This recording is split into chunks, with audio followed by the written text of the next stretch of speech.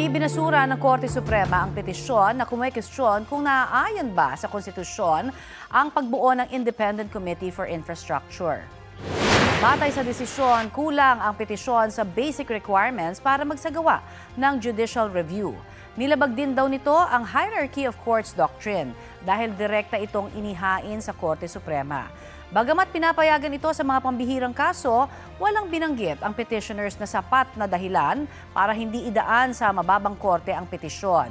Hindi rin daw napatunayan ng petitioners na may nalabag na karapatan o nakakaapekto sa kanila ang ICI. Sa isang mensahe naman sa GMA Integrated News, sinabi ni Palace Press Officer Undersecretary Claire Castro na ang pagbuo ng ICI ay pagpapakita ng Pangulo sa taong bayan na maganda ang kanyang hangarin sa pag-iimbestiga sa flood control projects.